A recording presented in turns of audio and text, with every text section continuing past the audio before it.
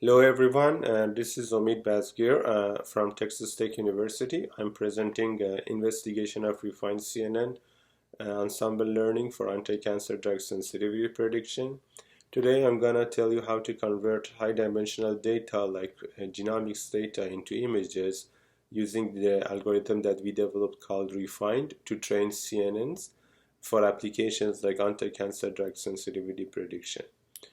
Uh, so at the beginning, I would like to first introduce why we do anti-cancer drug sensitivity prediction and why we need to use refined for that and what is actually refined. So traditionally, there used to be one-fits-all approach for designing therapeutic, where there like if we have like patients who are suffering from colon cancer, all of them used to receive only one therapy, and that therapy could have been effective for some patients, may have some adverse effect for some patient, or may not have any effect for some patient. But with the emerge of personalized medicine and the advanced tools for analyzing blood, DNA, urine, tissue analysis, biomarker analysis, and all, uh, specific therapies have been designed or personalized for each patient in a way that each patient will receive a very specific therapy in a way that at the end all the patients are receiving effective therapies. But it's really dependent on the data analysis tools, and the data that we have in personalized medicine are very very detailed, very high resolution data, including drug data or cell line data that are very high dimensional, as you can see, from 2000 to 20,000 depending on what data modality you use. And they are these type of data like drug data or cell line data are usually provided in a small sample sizes, and they are really high dimensional. So because of that, traditional machine learning approaches have provided mediocre results with not much insightful information. So because there has been interest in applying deep learning models, as deep learning models have been very successful in different in the other applications of machine learning. But here is the problem actually if you want to use deep learning.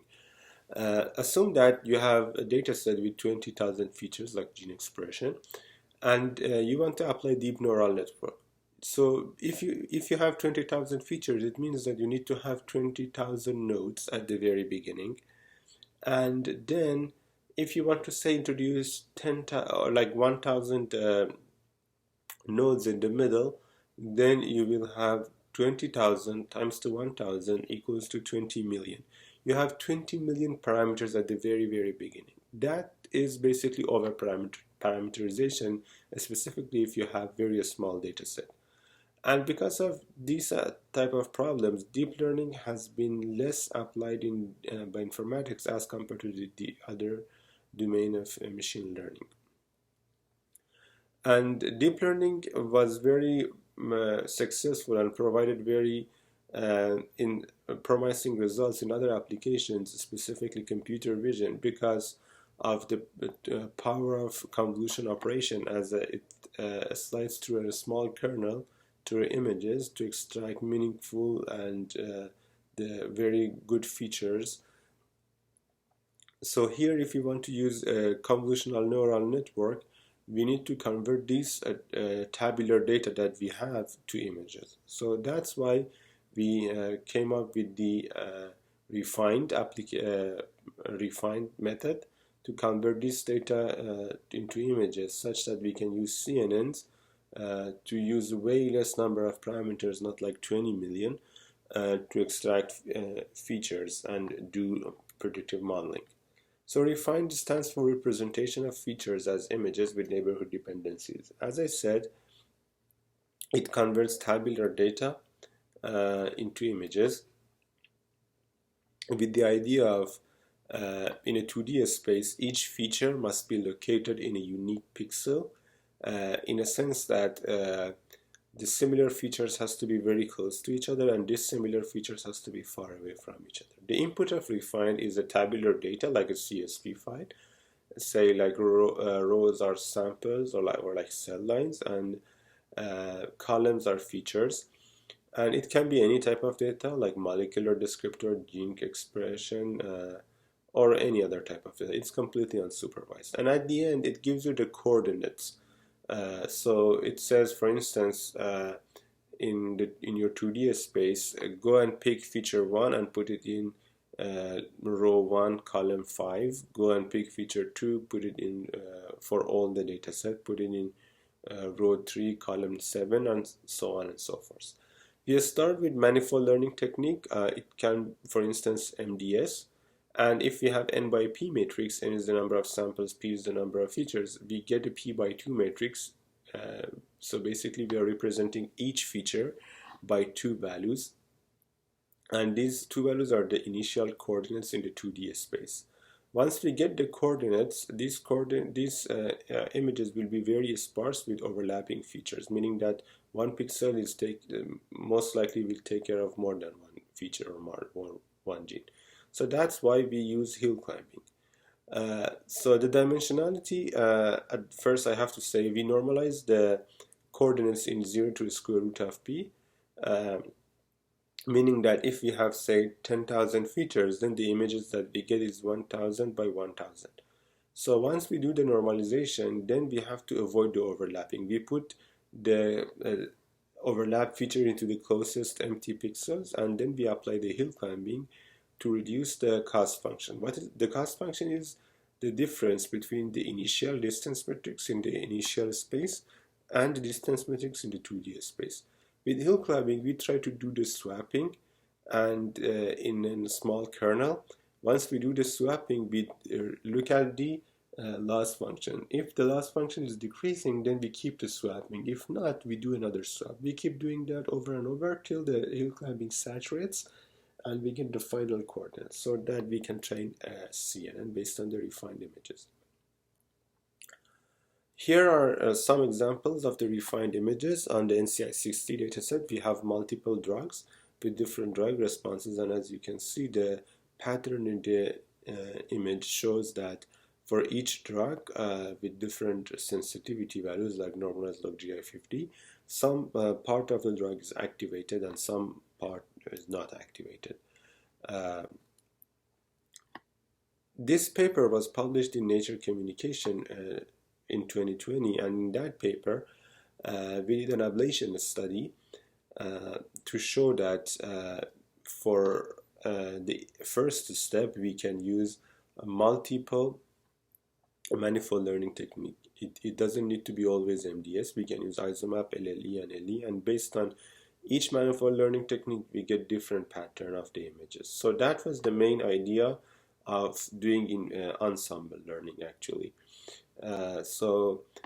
We came up with the idea of investigating which ensemble learning is the best way to do. So there we considered 3 different scenarios. The first scenario was model stacking. The second scenario was image stacking, and the third scenario was amalgamating all the pattern to an integrated refined approach, or iRefined. So in the model stacking approach, we said, okay, if we use 4 different manifold learning techniques, then we have 4 different images for each sample. Or basically, if we have a data set, we can generate 4 different data sets, image-based, on refined. For instance, we can have refined MDS, refined ISMB, refined LE, and refined LLE.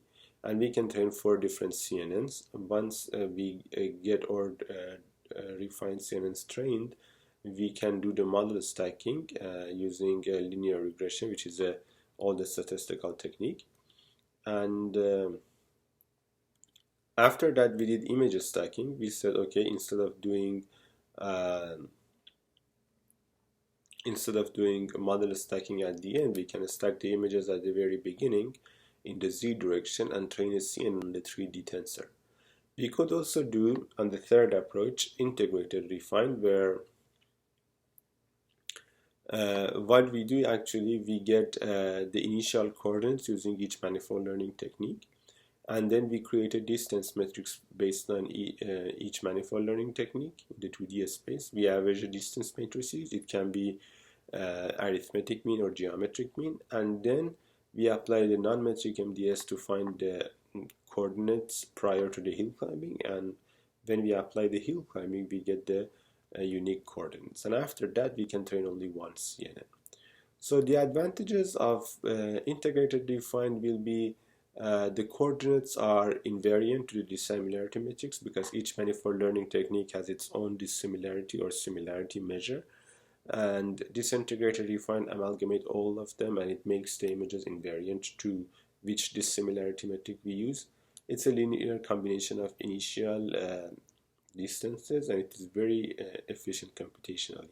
So as you can see, if for instance, if we have 4 different manifold learning techniques, for the refined CNN modular stacking, we need to run the hill climbing 4 times and train the CNN 4 times.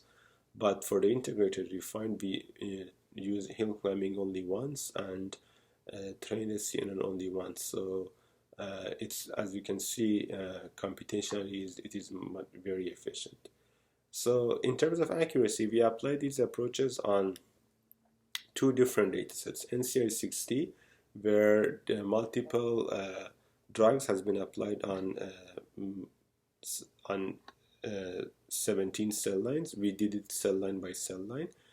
So we did it across 17 cell line, and we averaged the result, and the result that you can see here are average results across 17 cell lines. As you can see here, the task was a regression task to predict a normalized log GI50, and as you can see here, the CNN model stacking provides the best result, and after that are the integrated refines with different average approaches, and then image stacking, and after that the single refined CNNs. We use the normalized root mean square bias and Pearson correlation for comparison. We also applied it on NCI Almanac data set. Again, we applied it cell line by cell line. For each cell line, we had 2 drugs, so we tried to predict the combination score of the drugs. And again, CNN model stacking provides the best result, and after that, the integrated refine again. And interestingly, after that, there are single refined CNN, and the image stacking was the last one. So at the end, our contribution was using refined CNN, using refined to convert high-dimensional data into images and use CNN to process them. We showed how we can do the ensemble learning using the refined-based approaches, and which one of them is more accurate and which one of them is more efficient. For future application, we need to mention that refined CNN, refine is unsupervised. It can be applied on different techniques where we want to use image processing tools to analyze them. It can be used for data integration like genomics and medical imaging, and data visualization and model interpretability. At the end, I would like to thank my supervisor, Dr. Henry Pala, Texas Tech University, and my co-advisor, Dr. Suparna Gut from the Stats Department. I would really appreciate that if you let me know your questions. Thank you very much.